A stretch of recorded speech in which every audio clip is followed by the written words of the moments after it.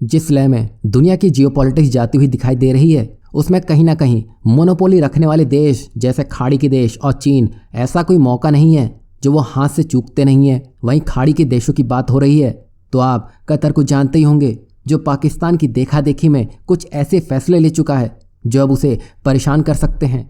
वहीं कतर ये भी जानता है कि भारत के पास इतनी क्षमता मौजूद है जिससे वो उसे एक बड़ी चोट आसानी से पहुंचा सकता है। यही वजह है कि जिस तरह पाकिस्तान को बचना होता है तो वो चीन की शरण में जाता है, ठीक कतर भी इसी रास्ते पर चल चुका है।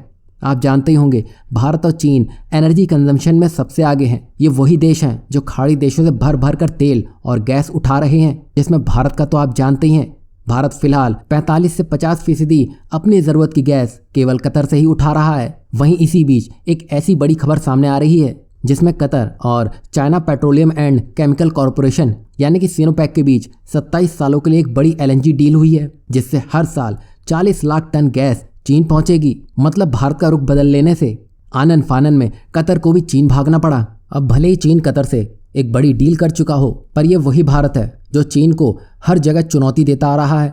वहीं कतर हो या खाड़ी का कोई और ही देश क्यों ना हो, वो अपनी बात मनवाने के लिए हर बार एक ही रास्ता अपनाते आए हैं, यानी कि तेल और गैस। और भारत इस मोनोपोली को तोड़ने के लिए मोजाम्बिक से लेकर उन सूत्रों पर ध्यान देने में लगा है ताकि भविष्य में कोई भी देश इस मजबूरी का फायदा ना उठा सके। वहीं आने वाले 10 सालों को भारत ऐसा लेकर चल रहा है जहां भारत से होने वाले जो भी इंपोर्ट बिल हैं उनको मैक्सिमम से मिनिमम तक लाया जा सके, जिसके लिए भारत में कॉम्प्रेस बायोगैस यानी कि CBG के प्रयोग को बढ़ाने पर काम किया जा रहा है, जिसके लिए 2024-2025 तक देश भर में 5000 से अधिक कमर्शियल कंपोस्ट बायोगैस के प्लांट लगाए जाने की योजना है। आपको बता दें कि compress biogas agriculture waste, cow dung, sugarcane waste और सीवेज ट्रीटमेंट प्लांट से निकलती है और भारत ऐसा करके इसके उपयोग से ऊर्जा संबंधी अपनी ज़रूरतों को पूरा कर सकता है।